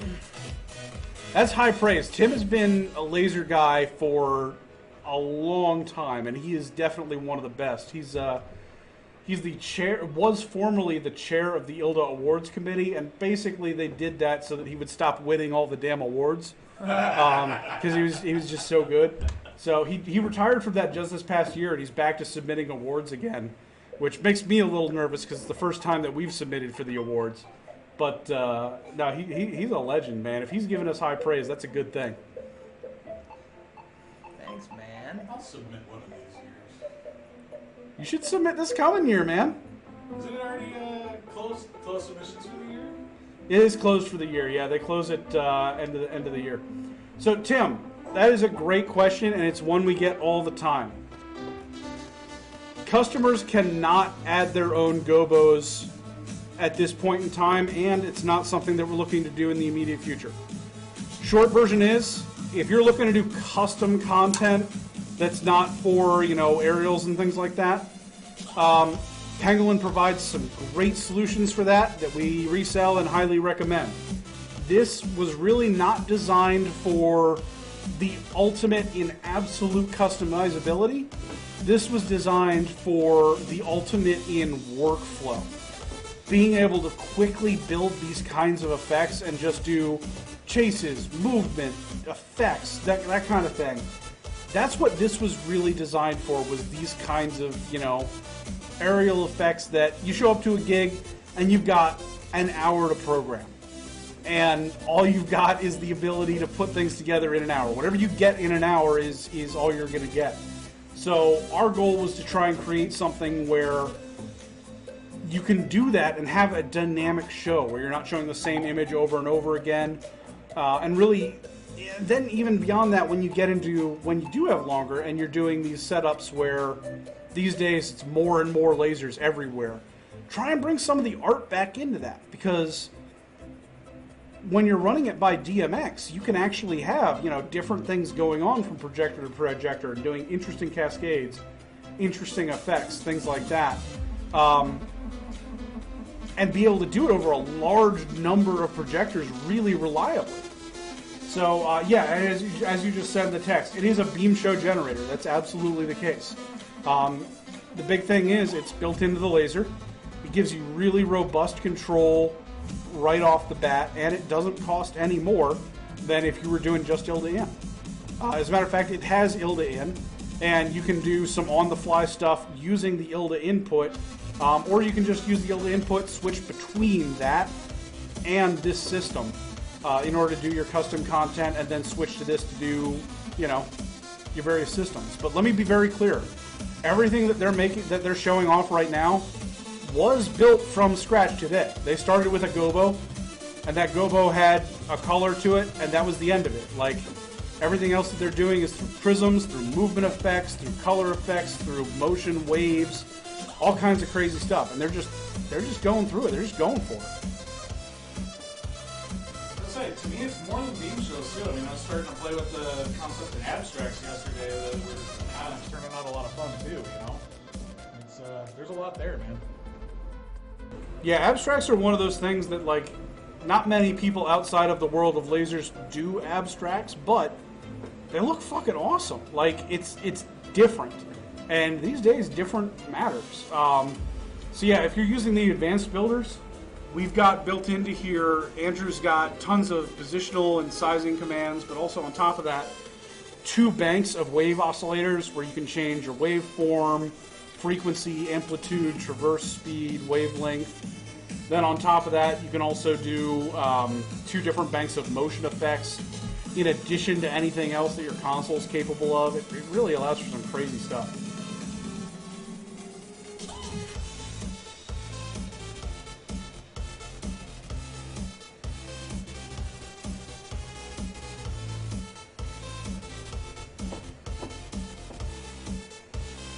I like that pale yellow and the blue.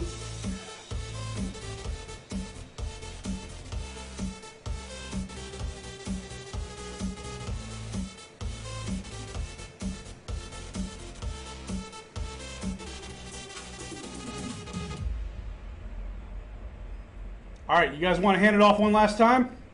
Yeah, bud. Can you play the final countdown? I don't know if, tell you what, we'll do that right at the end, and then if YouTube kills it, then, I'm sorry, if Facebook kills it, then they kill it. Like, we'll deal with the consequences at that point, right? Yeah, sure.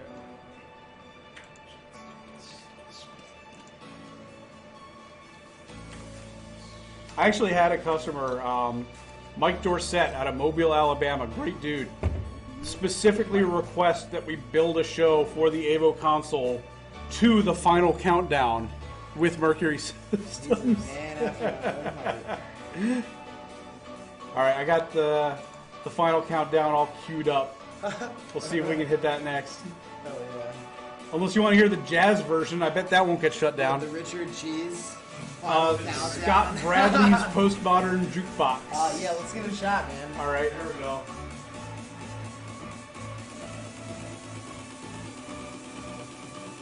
Yeah, buddy.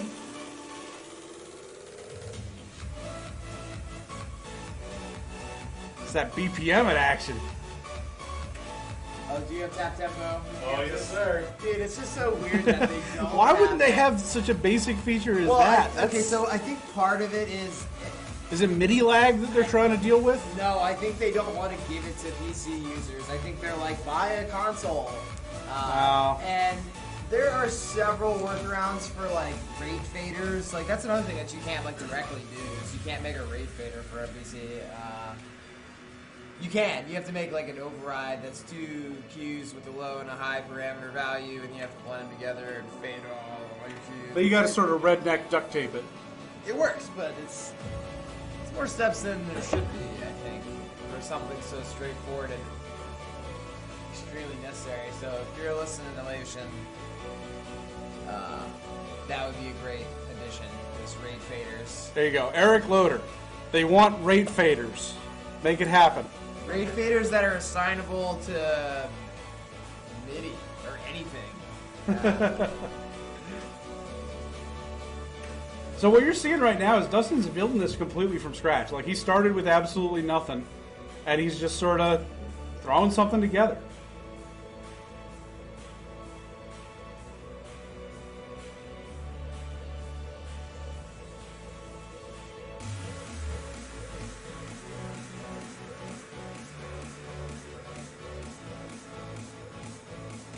Yeah. I love me some beams. Yeah, man. It's all Can't beat them, man. The beams are still the coolest. Just like fat one color beam looks are the coolest. And this like Ninja Star Shuriken thing. That's what I named this one. Tell you, man, I know I've said this a couple times, but I had so much fun building the gobos. Yeah. Yeah, So in the advanced, there's more gobos. What? In the advanced builders, there's No, it's the same number of gobos in the advanced builders. About to be like, how could you possibly really? No. We want to make Stuff sure that that people have them, many and to be honest, we're going to add more gobos throughout the rest of the year. I see that. I see that vacant content pack number Oh, 2, yeah, man. The gobo wheels. I'm going to stuff as many Exciting. gobos in there as we can until Andrew yells at me. Yeah, bud. Andrew's going to get very mad with me because he had the hardware implementation of where the gobos are stored one particular way when we initially launched. And then I brought him, oh, here's 400 gobos. Let's add those. And he's like, oh, great. So now I need to move all of that to a different form of storage method inside of this thing. Thanks a lot, Adam. Now I've got to develop this whole new way of doing it. It's okay. It was planned for. It was planned for, and it was awesome. I just expedited the timetable a little bit. is actually something that's pretty cool on ChamSys. It's a new feature in one of the last places. Is the color picker. You can specify a beginning and an end of your fan. You can fan that color value. Yep.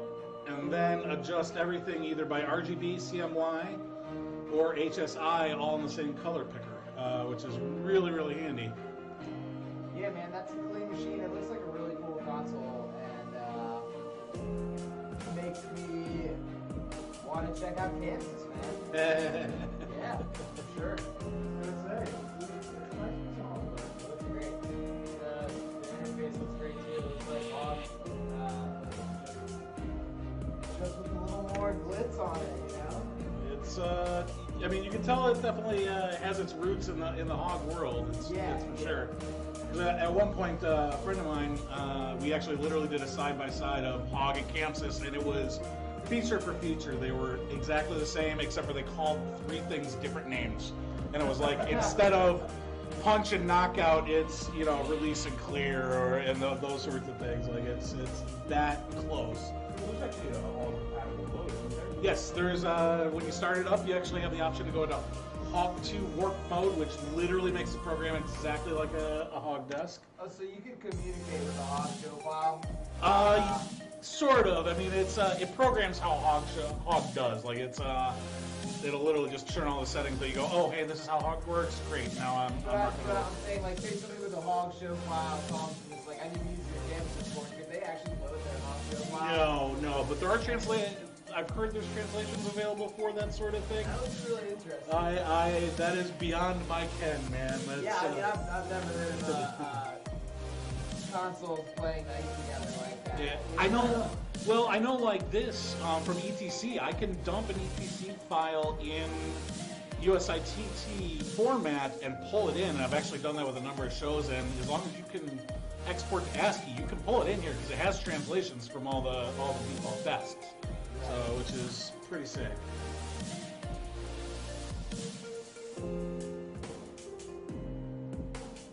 Yeah, that color shift is nice. Yeah, I love that.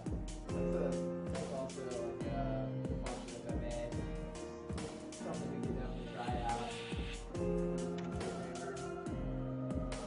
Future laser jammer. Is that the official name of this now? Is the laser jammer? I mean, anything's a jammer if you want to. Fair enough. All right, folks. So who wants to take the reins on Final Countdown? Mike, I think that's you, man. Yeah. That's all Mike. All right, I don't all right. actually even know how that song goes. I just kind of randomly like the final countdown. So, but I'm out. So that little comes in later than you think. Oh yeah. There's a bit of a build to that, Pause. and part of that build is just the general sounds of space and lasers and shit. Do you want the Europe version or the jazz version? Let's do the Yaz version. All right, we'll do the Yaz version. Do the Yaz version. So, just because this may well get us kicked off, I want to go ahead and preemptively say thank you very much to everyone who tuned in. Thank you very much to Mike and Dustin and Andrew. These folks have all been kicking ass, taking names. We've had a lot of fun in the last couple days. Reach out, LumenCUE, Stonewolf Studios, XLaser. Give us a shout. Let us know what you want to see on the next stream. If you want to see any particular videos of how to do different things with this control system or other control systems. We just love teaching. So now I'm going to go ahead and kill this, and we're going to go into the final countdown. Thanks again for joining us, everybody. And thank you, Adam. Yeah, thanks for having us out, brother. For designing this awesome system. Oh, that's all having us out Andrew. here He's doing doing this his- rad event. It's been a ball. If you're an LD and you have an interest in learning this system on one of their consoles, you should reach out to these guys because they rule. And their lasers are awesome quality. I really appreciate that, man. Quality, Thank you so much. Just great equipment. I love it. And if any lighting designers want to come out here, play, be part of the next live stream, or just check out the system and just have, a day to mess around with it in our demo room, give me a shout. All right. You're out.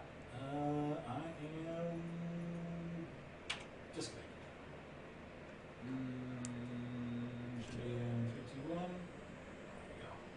All right. You ready? Here we go. Yeah, man, I'm ready to Here we throw go. down. I'm fucking pumped about this. I'm a little concerned because I've never heard the jazz version, but we'll see what happens. Yeah, I can't imagine what we're getting ourselves into. Oh man. Oh shit. Oh my god. This is not what I was expecting. I don't think this is a cover. I think this is a completely different fucking song. We'll take it. I mean, I don't know what to say here. But This can't be how we end this, man. No. Can't be how we end this. But this is like the kind of like go the fuck home song they play at the end of the night at the bar. I was at a closing club a couple of weeks ago, and they started playing "It's a Small World" at the end of the night. And everyone's like, "Ah!" Yeah, this is definitely the kick everyone the hell out. So, all right. I'm just gonna go for it. Yeah, man. Fuck the face. Oh, thanks, Tim. Bye, Elias. Thanks so much for tuning in, man. Appreciate it. I'm gonna crank this one up a little bit.